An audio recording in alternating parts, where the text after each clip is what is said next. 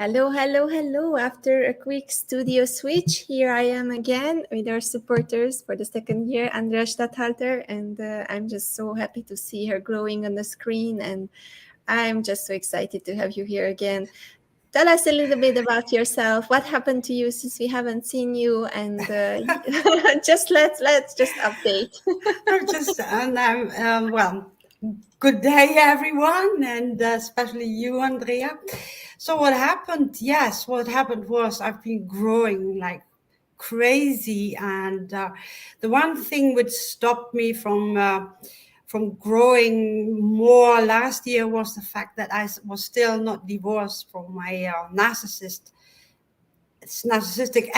ex-partner, and the moment that was done, then the feeling of being free and being able to talk, just do what I want. I'm not afraid anymore of my stalker or anything. I just go.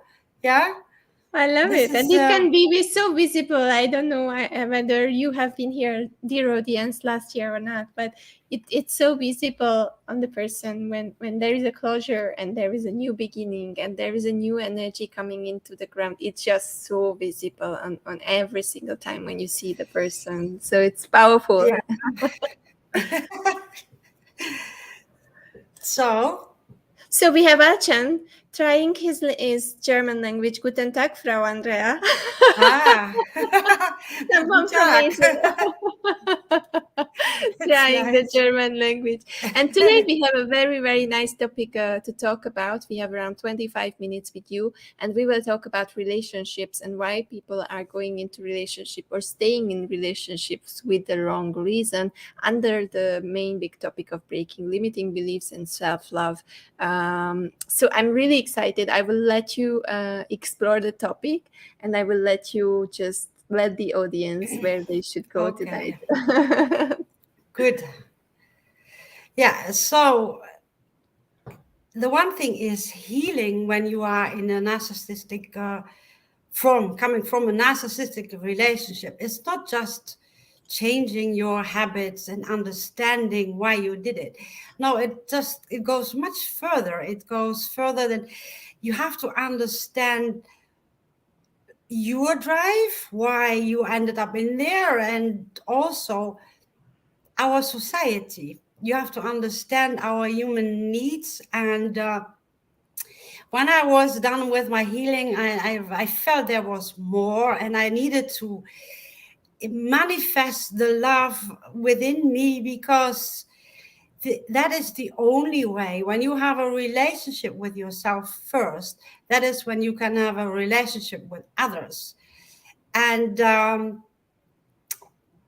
basically, when we look at our human needs, there are 4, and this is maybe when you show the seesaw, just to explain what happens. There are 4 human needs, which are based on our ego or personality, meaning we are looking for certainty in our lives and uncertainty on the other side.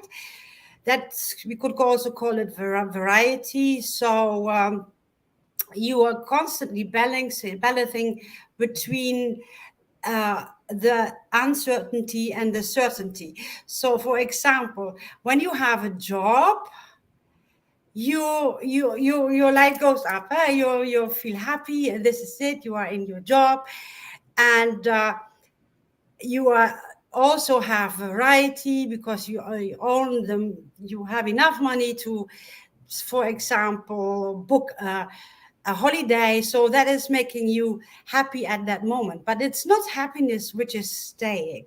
That's why the seesaw, you're constantly balancing, and you actually become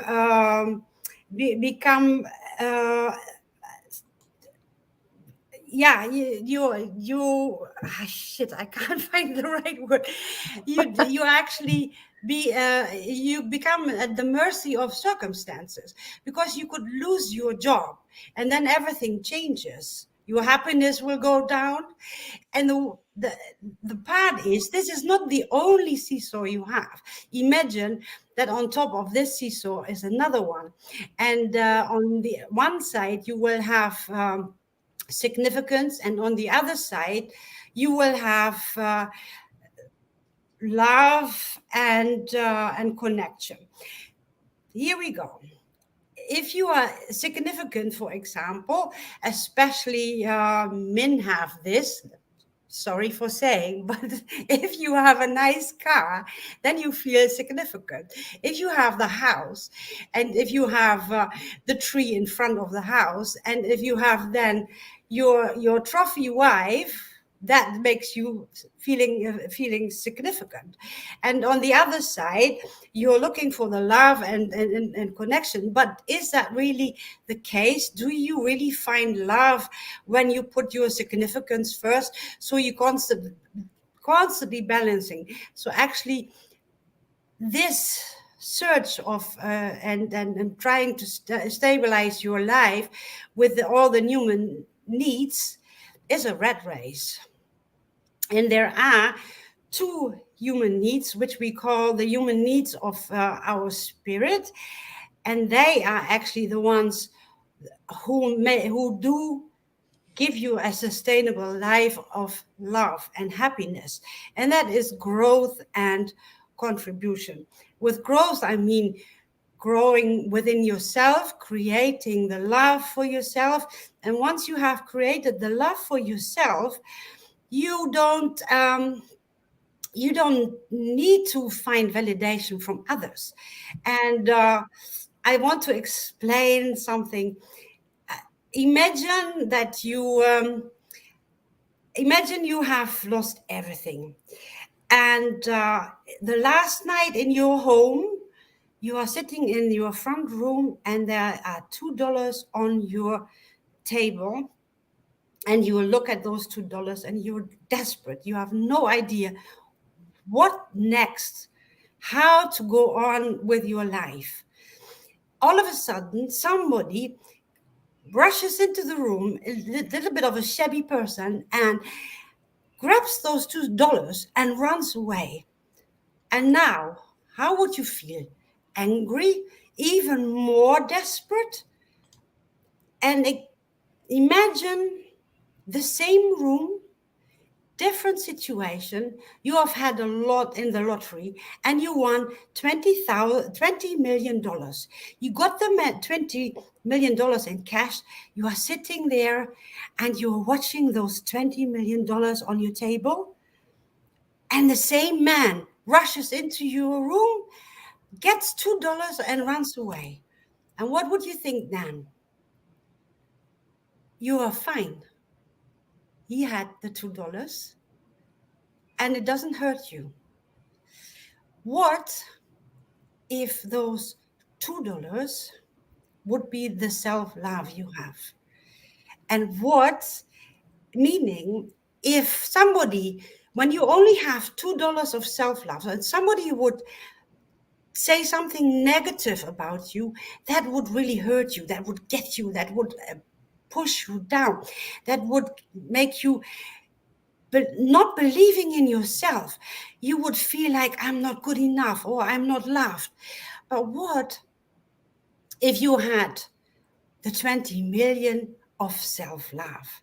Then nothing will ever touch you again, because with the self-love, you have the trust within, and you can give. You can give as much as you want, because there will always be enough for yourself. And the problem in our society is that many people enter a relationship with just $2 of self-love. They enter this relationship with the $2 of self-love and expect that those $2 are not stolen from them, and that they get more from the other person instead of creating the love within. And you can imagine, when we enter a relationship as such, it will never last. And I can give you examples of, there are three types of relationships. One is the relationship we enter, and it's all about me, the person, what is good for me, meaning that, and I was one of them. For me, it was important to have security, to have the financial support, to be to have the certainty, which then led to the fact that I entered a relationship with a narcissist. That is one.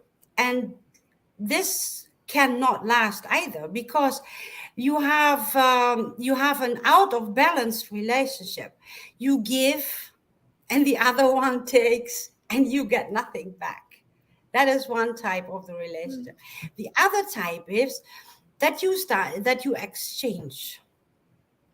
Exchanging means that as long as you meet the needs of the partner and he meets your needs, then you are fine.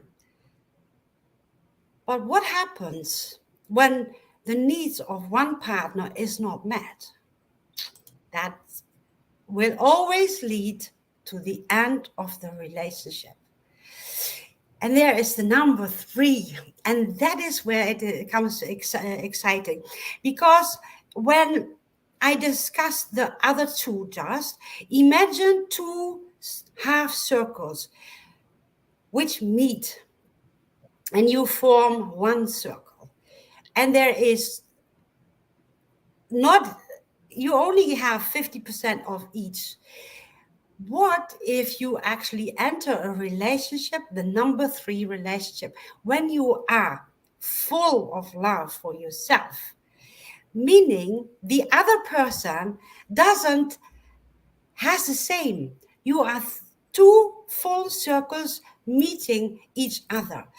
And what changes when you come into this type of relationship is you don't need the love of the other, because you are feeling full of love yourself. What changes is you become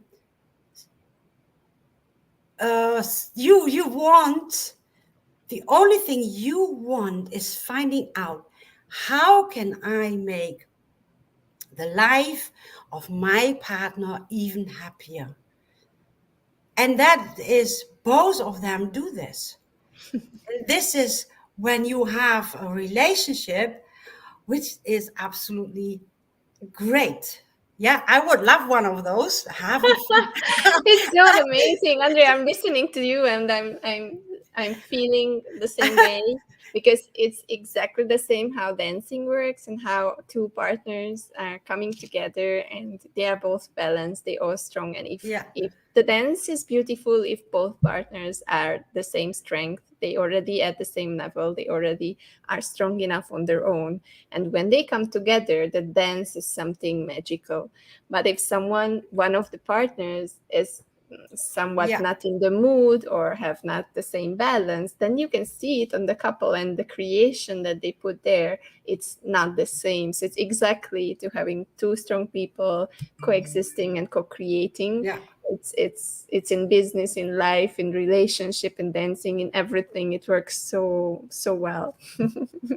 Yeah, and the thing is, if you don't have the self-love, then you will not attract that person. That is as simple as it is. When you are in the number one relationship and you wish to have the number two relationship, as I described, because you see others having it, you won't get that, because you can't attract that. You don't have, you remember, you only have the $2 of self-love yourself. So you can't attract more than what you believe about yourself. That is the problem. And when I came out of my relationship and then I went into this healing, the one shocking part for me was that I did not love myself. I always thought I was not good enough. But then the fact that you actually don't feel love for yourself, that is it's such a blow in your face, and you don't know how am I going to create love for myself. Because when you ask people, they think, oh yeah, you look in the mirror and everything you see, that is what you like. I would lie if I'd say when I look in the mirror and I see my wrinkles sometimes, it's not that I love them, but I accept them because that is my body, and my body doesn't define me. It's who I am. It's my character, my attitude towards other people. That is what defines me. Yes, and not my wrinkles. And by the way, everybody else will get the wrinkles too. They just have to wait. They will come. They will come. Yeah, and so creating the love for yourself is, first of all, you need to understand, you need to become aware of what are your good parts. And I advise everybody, and what are your bad parts, huh?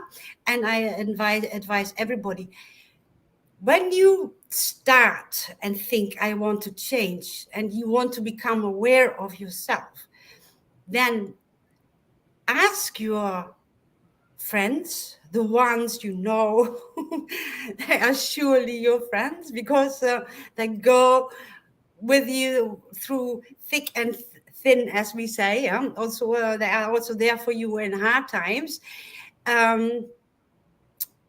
You, uh, sorry. Oh, shit, I will go, I got Okay, I will stop distracted showing by you the the comment. message. Anyway, so I always say, ask your friends and ask your family what they think about you, and you will be surprised, because the points which will come forward, what they love about you, you think, wow, is that me? And they also will point out the things which are your limiting beliefs. They will point out that they will say, I wish, because I wish he would have more confidence. I even had it from my son. She is such a nice person. I wish she would have more confidence. Yeah. So, and yeah, how do you build confidence? By loving yourself. So that is the only way. And I can tell you, my son nowadays, he says, oh, so proud of you, Mom. I'm so proud of you. And that is what keeps me going. Huh? And it's not that we don't have moments that we do fall off the horse. I had it recently, and I had no idea where it was coming from. I felt sad and depressed, and I thought, oh, whatever I did, it didn't want to. I couldn't make the switch. So I then decided, okay, it has to be. You have to go through this, and so I stood back for 2 weeks, and I went through all the downside emotions, or just the fact that I was tired, I was exhausted, I didn't want to speak, I didn't want to see, I didn't want to read, I didn't want to hear music, I just wanted to be myself. And I started getting really bad dreams. And when the really bad dream came, I realized, oh, it was an emotion which I hadn't worked on in all this time. I was healing and working on my healing and coming out of the relationship. The one thing which I had not looked at was the fact that in all those years, I was keeping my head up, and I was saying to myself, I need to be strong. I need to be strong for me and for my children. And that in that dream, all that came out because I was not strong. I was weeping. I was in despair. I was afraid of losing my children. And when in my last dream, my son, I had there was this moment that I saw my son, and he was not with me. And the only thing I could ask him, how are your results in school? And he said, I have all A levels. And I said, all A levels? Knowing that he didn't like to study. And he said, yes. And he said, Mom, you underestimate the quality of education we came from. And that is when I woke up, and I rushed out of my bed and thought, ugh, what an awful dream. And I went into the kitchen, I put the kettle on, and I started crying. And that was the relief of all those years. I didn't allow myself to cry because I had to be strong. Everything I put aside, and there it was again. Hey, self-care, Andrea, you come first. You come first before you can even help others or your children. Yeah, that was a really Lovely, lovely eye-opening journey. dream. Lovely journey and the lovely realization. And now, so that I don't disturb you, I will read out the comments because we have a few. So Yuva is saying self-love is the most fundamental love one should have on their own. One should not expect to get it from others. Thank you so much, Yuva. Then we have Jagatis, warm regards to your son, Andrea. Thank you. Then, of course, Amrin is here to support. 100% agree, Andrea. The way we treat ourselves sets standards for others to treat us. Very, very true. And then we have Jagatis again. It was the same with me when I lost my husband, but my daughters were my great pillars and support. So she had That a is similar nice. Yeah. experience.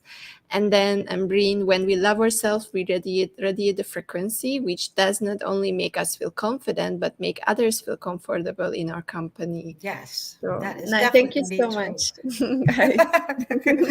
Yeah. Okay. So it's a very, very nice journey. And as we talked at the beginning, you are growing yourself, and to see and to finally allow yourself to feel the feelings. I think that's a very big step. I'm seeing on people that they are really afraid to cry, and being an emotional being. I Yeah. always cry. I cannot stop. So it always comes out. When I'm happy, I'm happy. When I'm crying, But I'm crying. When I'm nervous, I'm nervous.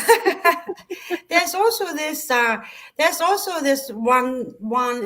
advice from society saying, don't cry, it makes you ugly. Oh yes, someone was telling this to Uh-huh. me. Yeah. Yes. True, true, true. And it does. I mean, but okay. Yeah, well, who Okay. cares? I mean, my eyes are going like triple the much of the size, but I am just. It's okay. I mean, It's emotions lived. I yeah. think it's better to live them than to hide them, because the Yes, pressure your on our soul needs shoulders, that, it's much huh? less. Yeah. Okay. So Okay, we have one more. Andreas Statthalter, you are an inspiration. The way you navigate yourself out of the toxic relationship and empower yourself is encouraging for others. Thank you so much. thank you, Ambreen. I hope it is. Yes. And I recently had a conversation with Barbara Verkroese, and I said to her, I wish I could convince older people to start loving themselves, because it's never too late. You know what her answer was? She said, Andrea, that is your ego mind talking again. Just spread the message. And when they're ready, they will come to you. Yeah. Mm. Now I You have the see? goosebumps. Yeah. It was quite insightful. It was powerful. Yeah. It Super was really powerful powerful. message here at the end of the conversation. So I think if you take away one thing, it's just that, um, yeah, just take care of yourself, make yourself strong enough, build your own circle, build your own circle of influence and emotions and self-love. And when you do that, then automatically you will attract people who are on the same level. And when two full circle meets, then that's where the beautiful relationship starts, and that's where this upward moving circle of supporting each other, and not taking away those dollars but giving each other extra dollars. I think that's what matters in life. And thank you so much Yes. for sharing that, Andrea. I love your energy when you are talking, and I'm happy and honored to have you again at the Empowerment Summit. And I wish you a beautiful day and You more too. Thank more you for growth. having me. I'm so looking forward, hopefully, to meet you next year at an in-person summit, and to see That another would be level of great. growth. Yeah. Yes. I have to save for that one. I will.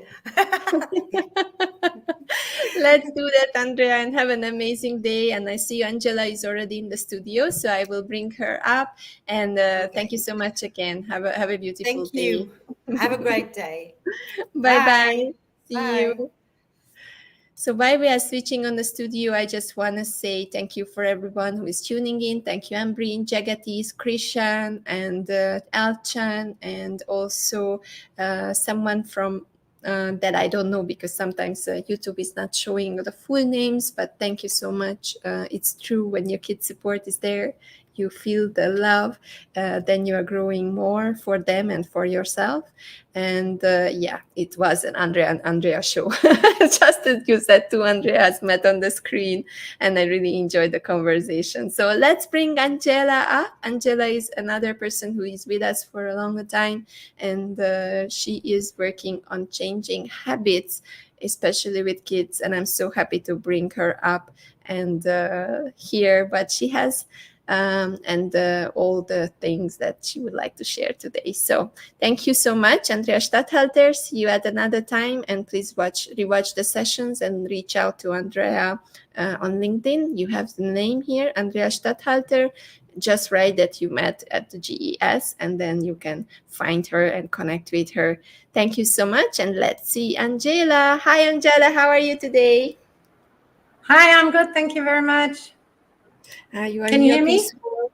Yes, of course. You are in Okay. your Okay. peaceful Perfect. kitchen. I just love this Yes, bright I'm in my blue. kitchen. My kitchen is the preferred space in the house. So I sometimes work here, although I try to avoid, because, when you are in the kitchen, you associate kitchen with the habit of eating. So I have to stay away from the kitchen.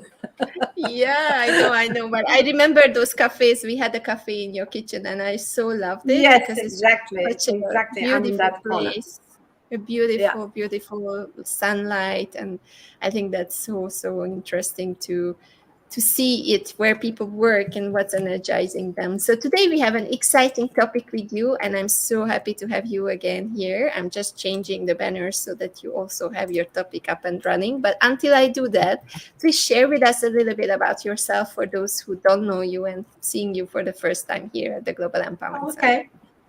Sure. Okay. So, Angela, I am from Germany. I have lived in Malaysia for the past 24 years now, 25 next year in April. I grew up in Pakistan, India, Bangladesh. So I'm what you call a TCK, third culture kid. And I made Malaysia my home. And I came here in 1998 for the Commonwealth Games. And then after that, I worked for other companies until a couple of years ago, just 4 years ago now, I decided to change everything because my daughter was going into high-level sports athlete activities, and I realized I felt like I needed to look into her food and overall well-being and balanced life. So that's how the whole change came, and I joined a school, the Institute for Integrative Nutrition, graduated as an integrative nutrition health coach. And then I started discovering while working with people that what the power of habits, and also with my daughter. And that's how I came into this specific subject. I discovered that, in my opinion, everything was, or most of the success on most of my work helped me a lot. I was able to do because of habits. And I'm really curious about your perspective, and I think all the people here, Archie and Jack, Yuba and Christian, they are mentioning that they are also curious, and Christian especially mentioning that she enjoyed your panel discussion last year, and she was moderating it, so she learned a lot already throughout that session last year. So watch it back. It's still on the YouTube channel if you're interested. Angela had an amazing panel discussion with other experts last year about changing habits, and this year it's specifically for her. We are talking about tweaking habits and routines, and she will come also on Sunday for a masterclass. So if you would like to meet her and learn from her, then please upgrade and support us and support the speakers here. Angela, let's start our topic. We have around 25 minutes together to explore the topic, and I know that the main topic of this whole summit is sustainable digital transformation, and you had also your own journey with transforming from normal in-person events into digital. So tell us a little bit more about that, and how did you go about it, and what did you do to catch up? Okay, God, it was like, I had just started in a new area, and I just started giving talks, public talks, and at schools, etc. And then this COVID came. So right from the beginning, more or less, I had to go virtual, right? So the public face-to-face talks at schools, and the coaching and face-to-face and speaker sessions were all suddenly, it was ta-da, online. And I don't even like selfies. So can you imagine having to look at your face the whole time? I'm not one of those. I can't. I just don't like to video myself. I don't like to talk to myself. So for me, I was like, yeah, here we go. No more stage moving. I like to move around. I like to, my body language is something very important. I like to express with wide arms, and suddenly everything was, that was it. That was my space. And I was like, gosh, how am I going to do that? Normally you have a stage, and then people walk around, and, or they can walk around. You can interact with this person, with that person, or with the public. And suddenly, and then you have the screen behind you, so people can see the screen, but you can look at the people, you can see how they act. You can go down, you can approach them and ask them questions, so you can interact them. And I'm a very vibration-oriented person, right? So I need this vibration, this interaction. And suddenly I was limited to this. And then my picture moved from this into the corner, and the rest was the screen. So this was me interacting with the people. I really struggled. It was so tough, but what to do? It was as it is, right? So I just said to myself, okay, fine, we'll have to deal with it. And what to do? So I went ahead and I learned, and I became lighting specialist and sound engineer, everything that we normally leave up in hotels to the people. Suddenly we had to do it ourselves, which microphone to buy and all that stuff. I was just like, it was really a journey for me. It was not easy, but it was the new option. It was something new, and it was the only option. There was no other option. So take it, get a life, move on. So that's what I did, with great shyness also. And I'm very happy that face-to-face is coming back, I must say. But without COVID, looking back at it, I would have never had this experience, or never had the opportunity to go virtual. I mean, now, we're with overseas, etc. I have clients overseas. So it's a completely different thing. So there's, there's that is the good thing out of it. The good thing in the bad, yes. Actually, it gives a lot of creativity to create something, and it takes more energy, right, to be Oh yes, active digitally and to have the same effect in a digital environment than you have absolutely. when you are meeting people. So it's a new way of getting out of your comfort zone. And we have Yes. also here Embreen. Embreen is saying, great topic to discuss today. Habits are difficult to change. I would love to hear more tips on that. And we have also Yuva here. I feel your struggle, Angela. It's a nightmare conducting classes online, but we teachers are multitaskers and multifaceted. Yeah, that's what we are. That's I exactly. pity the I pitied the teachers.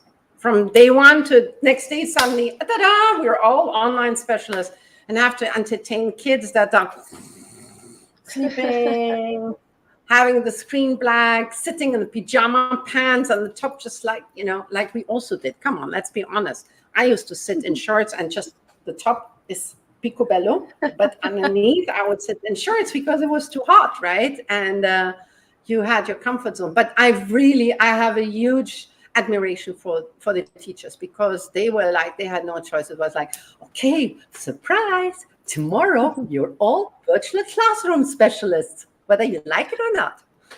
Yes, and it was so sudden, and I think there's a lot of habits here that people have to change, right? So let's just take a little bit on that. Like you are working with the parents and children, and you see how they react and how they change and what you had to change, even for yourself, to conduct your classes.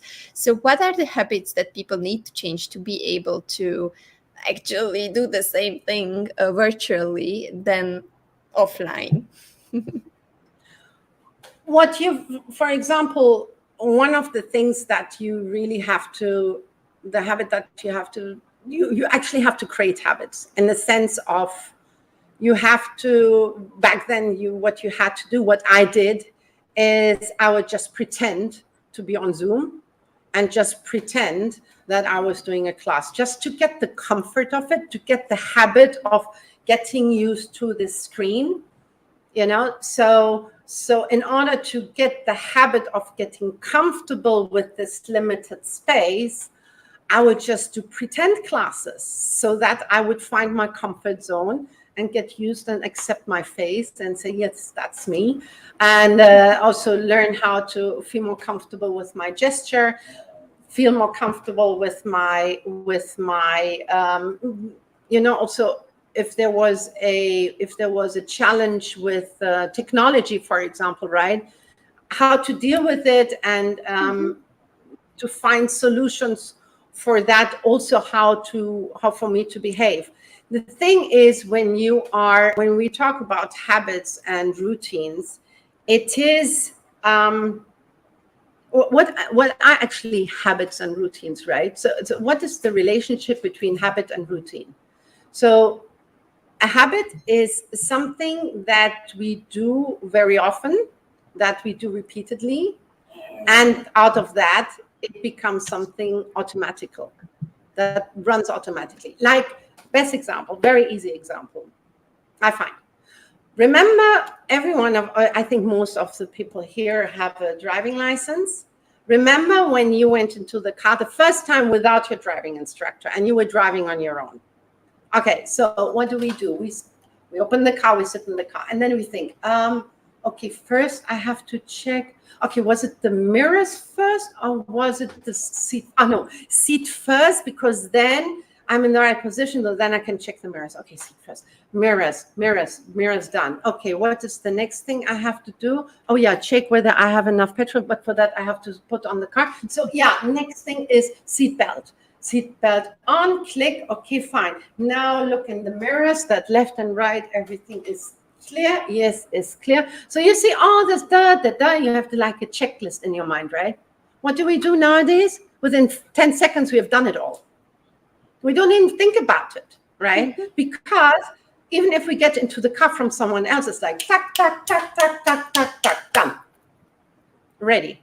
Why? Because we have been doing it over and over and over and over again. And if you realize, even when you drive, you sometimes drive without realizing that you're driving. You can multitask multitask while you're driving, because the act of driving, if you drive the same way to the office every day, you know exactly where the traffic lights are. You know, kind of like if this traffic light was green, the next one would be red. So you already slow down because your subconscious mind is taking, it's a habit. I'm used to, it's a routine. So each one of these actions of getting into the car, habit 1. Habit 2, check the mirrors. Habit 3, this. Habit 4. So this is a routine. And each one of them is a habit. And that's why we talk about morning routines. We talk about the routines driving like I'm doing now. It's because each item, each single item is a habit, and they're all connected, and connected, they become a routine. So driving the car, getting into the car, checking the mirrors, seat belt, etc., all these are parts of the routine of getting the car to drive. And the same thing is with whatever morning routines is exactly the same. Evening routines is the same. And when you drive, for example, sometimes you don't drive consciously because you know the way so well, you know how the traffic lights react, and you already anticipate subconsciously according to what normally happens. But then something unusual happens. For example, the traffic lights are off. Dong! The subconscious mind says, alarm, alarm, alarm. Conscious mind takes over. And then the conscious mind takes over and says, okay, now I have to look right. Okay, I have to be alert because this is not as usual. Alarm, alarm, alarm, alarm. So, okay, check the mirrors. Okay, there. So the traffic light is off. So I have to, how are the others driving? Okay, fine. So I have to kind of like sneak in and whatsoever. So this is where the habit, the routine, the normal routine is not broken, but interrupted, in the sense of that the routine will continue afterwards, after you've gone through this challenge, right? You will fall back and you will say, okay, it's over. And now you're back on the road as usual. And you're like, okay. And while you're driving, what do? You already do your shopping list for your food tonight. And what's next? Multitasking. Because our subconscious mind takes over. And that is amazing. Christian is saying something about autopilot, like the habits and the routine have been established over time. So absolutely. It comes naturally. Can you imagine how efficient habits are? How much work of thinking and concentrating on things habits take away, habits and therefore routines. Again, habit, routine. It goes by itself. It works on its own. It doesn't require our attention. Only the unusual is like, ta-da, alarm. Wait. You know, a little bird saying, hey, watch out, something. This is not as usual. Okay, do. And suddenly you're alert. So it's really amazing. It's really amazing how habits take over our life and how much we can rely on our habits. Driving, for example, getting ready in the morning. Who thinks about what you do first? You just do it. You know, you do your thing. And, you know, the whole morning while you're getting dressed, you're already thinking through your presentation slides at the same time, because you can multitask in that respect. You can preoccupy yourself with something else consciously, because subconsciously your mind is already working out what you're going to wear, because it knows what you wanted. What you're going to wear and what is next to do, brush teeth or have the shower or breakfast first, whoever. Everybody has their own routine and their own habits. The thing is, when those routines and habits get interrupted, suddenly you're like, oh, shoot, your time runs out, and you lose time and you have no idea why, because actually nothing big happened, but you were just interrupted, and your flow is like, someone is like messing a little bit up with your life and said, hello, brain, wake up again. It's up to you to take over. Lovely perspective, and love your passion about the topic. I love when experts are so passionate about their own field and just spreading the love of it. It's just amazing to listen to you. And Charm has a question. Would you say, Angela, when we have good habits and routines, it clears our minds for being more creative? Yes, because as I said, you can think of other things, right? I mean, multitasking is another subject that I work on. You have to watch out, because if you over multitask, then you don't focus enough, right? But certain things you can multitask. And yes, I mean, if certain things can be taken over automatically, your brain is free, your conscious brain is free to work on other things. And for example, for creativity, or to creativity, what else could it be?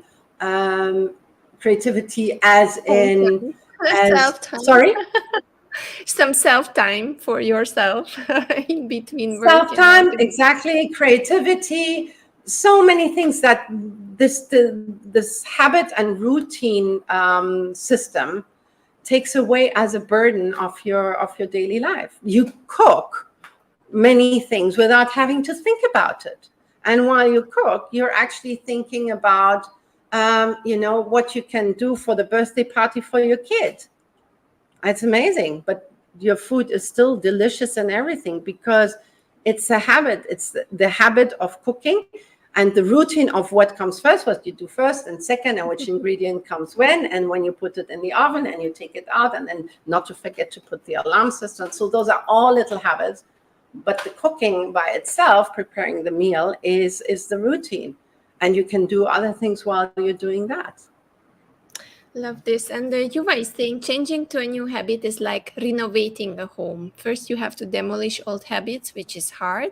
Next, you have to instill new habits, which can be messy. But at the end, the product is beautiful. It's a new habit. It's true. Actually, creating a new habit is not as complicated. It doesn't have to be complicated. It is just you need to create your own support system. Okay, so let me take an example. Let's say, for example, you want to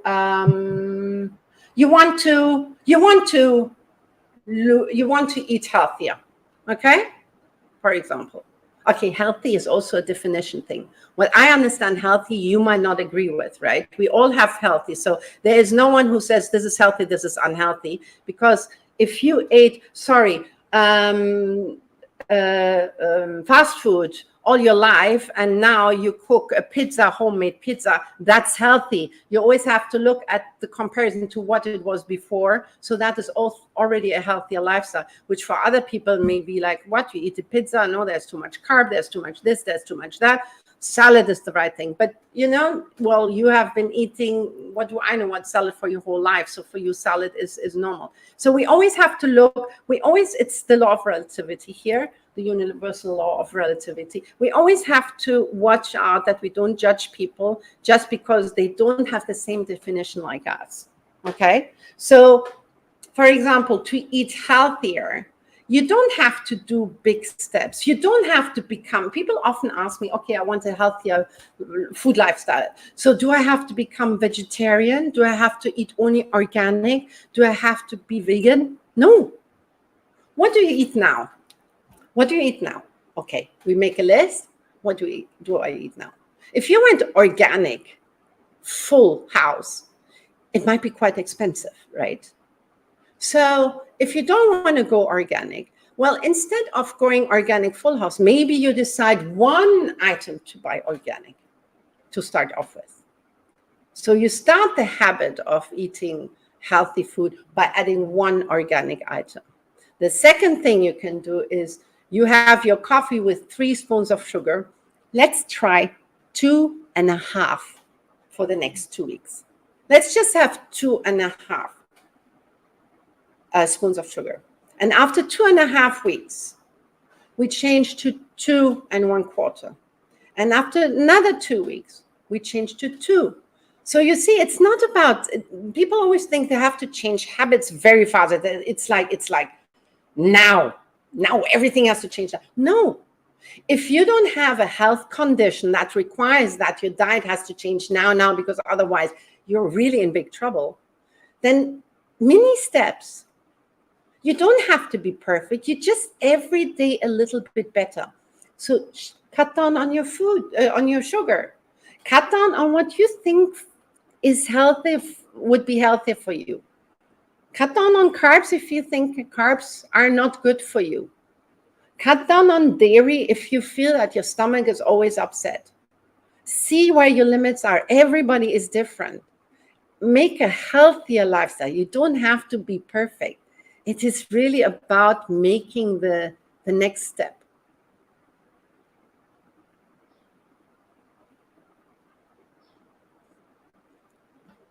Jack is saying that very true. Gradually, we will change to good habits. And Yeah. Sharm is mentioning the law of relativity helps not to judge others. So nice. And I love your cooking examples. That it comes so naturally. Yeah. And as earlier said, the same thing is actually with changing not so good habits. Now, people say breaking habits. I did a talk, I think my first ever talk was breaking habits. And I don't do this anymore because I don't believe in breaking habits. Because if you break a habit, you break the chain. And a chain is a chain. And if you break this item, then you have two chains. So it's not connected anymore. That's why I'm talking about tweaking habits. So creating new habits and tweaking existing habits. It's like polishing them up. You know, they're not so good. So for example, let's say the 3 spoons of sugar. Let's polish up to 2.5. And from 2.5, let's polish up to 2. And then from there, but take time, take yourself time. Be generous with yourself. It's a journey and not a jump. Okay? And that is why I'm talking about tweaking habit. If you take it out, it's broken. Then you always have to find something to replace it because it's connected to other parts. It's, you know, it belongs together. So instead of breaking things and saying, no more sugar, you know what happens with many people? After 3 days, they're like, I can't take this anymore. Gosh, I can't. I know what I'm talking about. I used to drink 2 1.5 liters bottle of Coke a day. And I went down from Coke to 100 plus orange, which is still loaded with sugar, but less already. And from there, I went down and down and down and down and down. I had my lemon honey drink, and I reduced the lemon slowly. But it took a long time. If I had originally, I did the mistake. I had stopped drinking Coke. I jumped to no more Coke. And I tell you what happened to me one day. I took a glass at a friend's place, wakeboarding. My hand was shaking like this. My hand was shaking. I was like, gosh, what's happening? And my friend was also, what's happening, Aaron? He said, what's happening, Angela? And then he said to me, how long haven't you had any sugar? It was because my body was so used to the intake of sugar, and suddenly I took it away. My body collapsed. It was like, no, I can't handle that. So that's when I decided, okay, I go to the 100 plus, and from there down, dilute my honey, lemon, etc., etc. So it is all about the journey and the outcome. You set milestone, but don't go to the outcome, the achievement you want to have straight. It will shock your body. It will shock your body. It will shock your mind. I love that you said that it's not a jump, it's a journey. So it's kind of like a slow way of small steps of tweaking those habits and not jumping from one thing to the other. Be good to yourself. Be good to let your body have its time. Let it get used to one thing that you take away or that you add in that it's not really happy about because it's not in its normality. It's like, whoa, what are you here? Just start slowly and hold your body and say, it's okay. Let's go slowly. It's like a gearbox. You can't go from the first to the fifth gear. What happens to a car? It stalls. Why? Because a car is made to go from the first to the second, from the second to the third, and so on and so on. Our body is the same. If you can't do that with your car, why would you be able to do that to your body? Your body is like screaming, don't know, So if you don't have health issues that require you to change now, and a health condition, then take the time that your body needs. And some people are faster, others are less. Everybody is different. Jen is mentioning the nicotine example, which is so true, like similar to remove nicotine completely from a seasoned smoker. Like it really has this withdrawal symptoms, and people got really, really sick when they cannot get their cigarettes, right? Yeah, that's addiction. Addiction is the very heavy habit. So that is the next step. But you can help people who are trying to. What I do, for example, is I help people who are trying to change to reduce their smoking, or who have stopped smoking, but they had their routine and now they say, oh, I can't sit on the veranda anymore because I used to do that. Yes, you can, but you move the chair to another corner. You find a different view. And instead of having an ashtray, you have a book or something. Those are things you figure out with the client. So you don't change completely, but you change the perspective. You change the purpose of being there, But it takes time. This is what I work on, right? It's not suddenly because you don't smoke, you're not allowed, you're not supposed to go outside, but it was your comfort zone. This is breaking bad habits thing. I don't think that is good. I think you just have to find a different chair with different cushion in a different corner to have a different view. So you still have your cozy time, but you have to find a different purpose for your cozy time. Maybe it's suddenly that you chit chat with your dogs, and before they were just lying around you while you were smoking. And suddenly, or your cats, or you admire nature at night, or listen to music. 150,000 things you can do. Replacing habits. I'm tweaking and replacing habits. We will learn more about this on Sunday, because you are doing a masterclass in the morning from 10 a.m. So those who are subscribing for the bootcamp class, they will be able to listen to this. And if you haven't subscribed yet, please sponsor our speakers and jump on board and upgrade. We have a coupon code that you can use today. And if you are using it, then you can get to the masterclass, the individual class, with a 50% discount.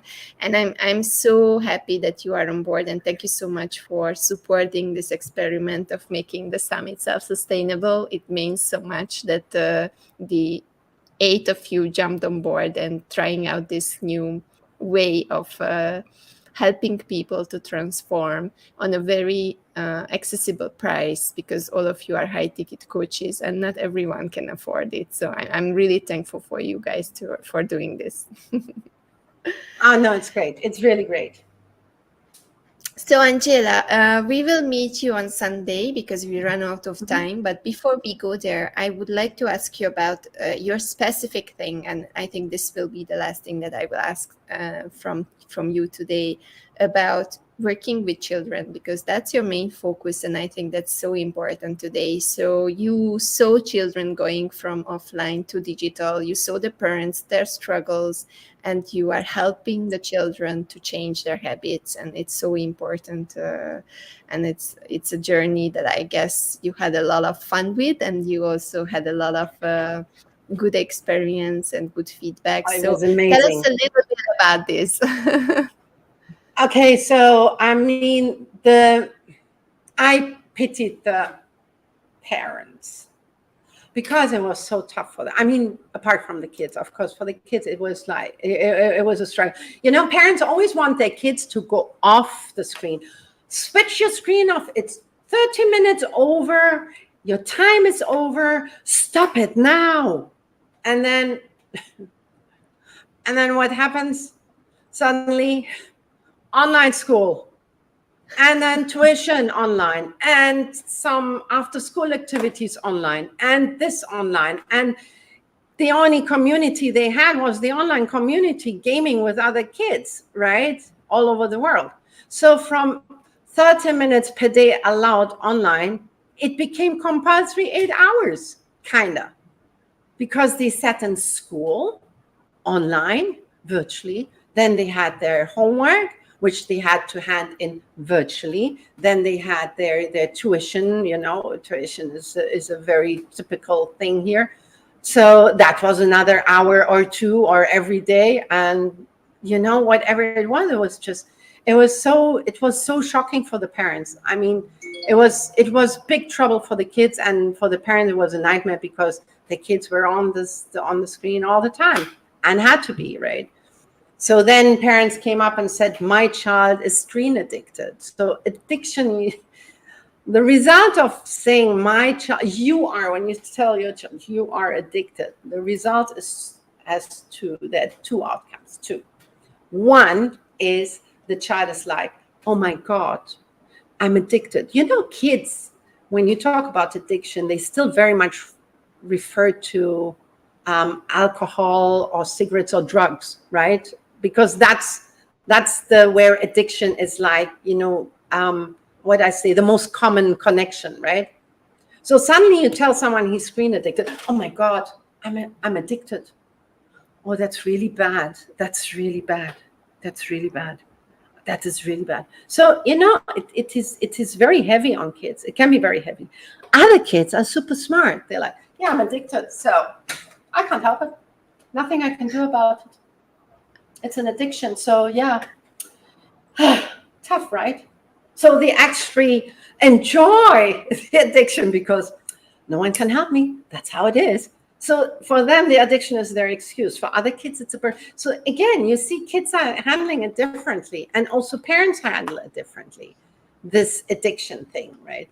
And then, there's this typical thing of, we want our kids to, now we're going back to normal, right? And we're going back to our 30 minutes, not more than 30 minutes. You are already 32 minutes on your screen.